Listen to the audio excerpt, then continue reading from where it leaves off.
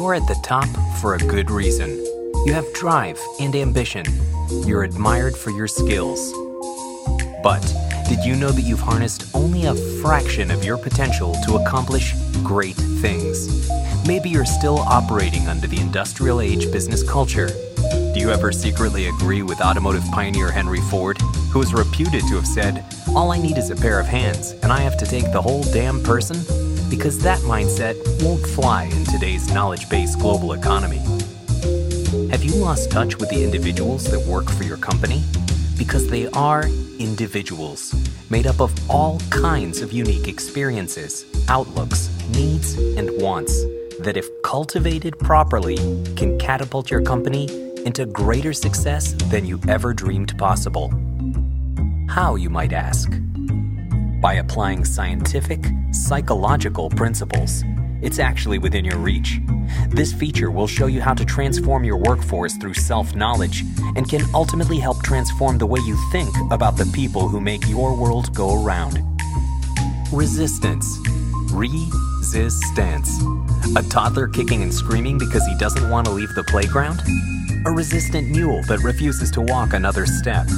Or those metaphorical lenses we all wear that subconsciously distort information and color our perception of the world around us over time. Resistance is invisible, yet tangible enough to prevent an organization from moving forward, and it is capable of concealing the limitless possibilities that the world has to offer. Psychological resistance may be the most important force keeping organizations from reaching their potential. The relationship of performance and motivation, influenced by variables of human stress and trauma, is such a reliable benchmark in the psychological landscape that it can actually be labeled as a law, the Yerkes-Dodson law. Access to our potential is hampered by resistance when we filter external events. A dysfunctional work environment, for example, through our internal kaleidoscopes, which are evolving compendiums of belief and unique experiences that can stunt productivity or any type of real progress. Resistance is pervasive. Even bacteria become resistant to penicillin. In fact, the brightest people on a team may be more susceptible to underperforming because their heightened attention and sensitivity makes them more aware of subtle undercurrents that characterize many work environments. Resistance may even instill a fear of failure or disappointing their superiors, in effect, holding them back from sharing what might be truly innovative contributions to the company. But knowing that psychological resistance exists can empower you to develop ways to make positive progress in your workplace. So why is resistance such an elusive concept?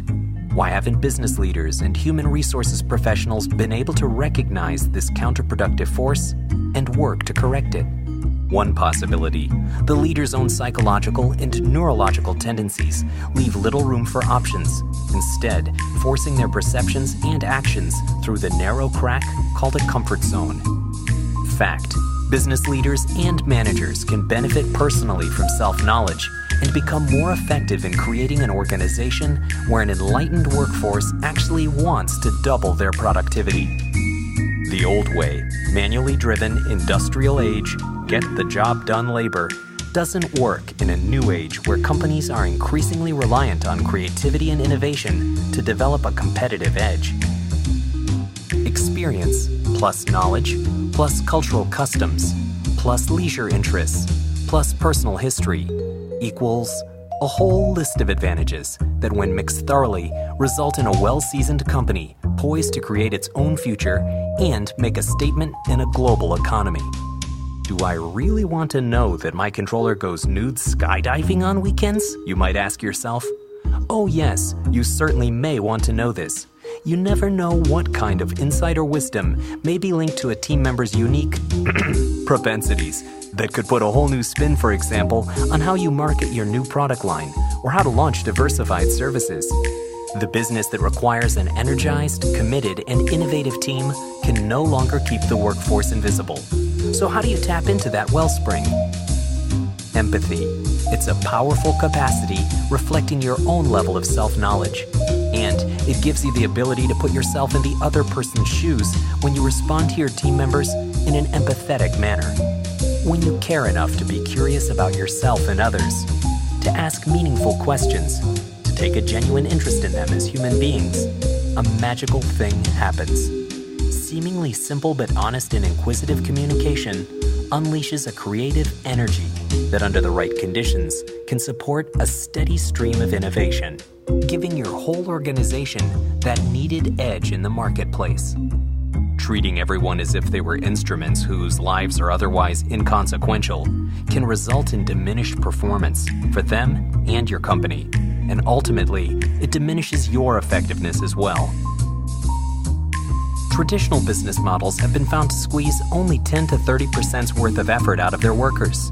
Tapping into the deep reservoir, 70 to 90% of the workforce's unrealized potential that's typically left at home gives companies more access to their employees' energy.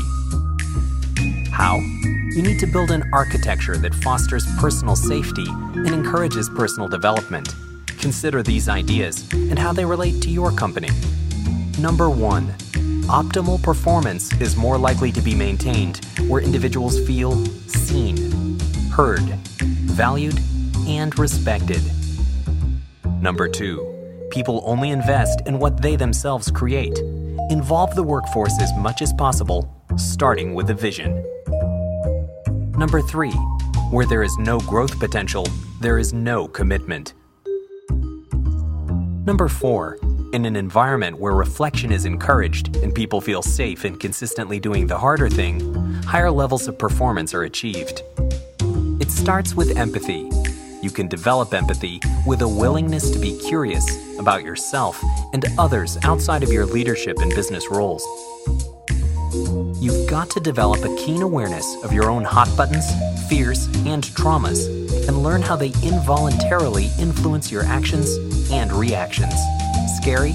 Sure it is. Who wants to roll out the welcome mat for your own flaws to come traipsing in? Those things about ourselves that we'd rather reject. Well, if you can develop a perspective that allows you to serenely bear the discomfort of knowing yourself well, inside and out, you will be better equipped to help others. Self-awareness is enormously powerful because when you know your true self, you'll be able to empathize with the needs of others, particularly your workforce. In other words, when you take responsibility for yourself, it enhances your responsibility for others, and resistance is minimized when people feel seen, heard, and respected. Conversely, resistance ramps up in situations where people are made to feel invisible and not treated as a vital part of the enterprise. This fosters anxiety, lethargy, reduced commitment, 3-hour lunch breaks, deception, and eye-rolling behind the boss's back. Not exactly traits you want associated with your team, are they? So why is being seen, heard, and respected so powerful? It started when we were infants. A baby's number one priority is to thrive as soon as he takes his first breath and lets out a wail. I'm here. Babies get hungry. Their wail says, "Feed me!" Babies learn to communicate in a way that gets their needs met. But alas, they grow into adults. They start racking up experiences that imply a cold, hard world, perhaps not as responsive to their needs anymore. We still crave the attention, but our brushes with disappointment begin to color our perception. Our drive and energy become subdued. Sometimes that means we fall short of living up to our full potential. Resistance creeps in and constructs those invisible barriers. In the workplace, enlightened leaders can equip their employees with the tools to tear down those barriers and encourage growth. But change must start at the top. A commitment to psychological growth is a commitment to expand consciousness. Resistance, it's one pervasive psychological variable. If you learn how to recognize and understand its effects in your own life and in your workplace, you can take the first step toward your organization's healthy future and increased competitive edge. It's your move. This feature is provided to help you on your journey toward maximizing your potential, both as a business leader and in your own personal growth. Self-knowledge is the best business strategy. Start improving yours today by exploring the many resources available at www.ceoeffectiveness.com.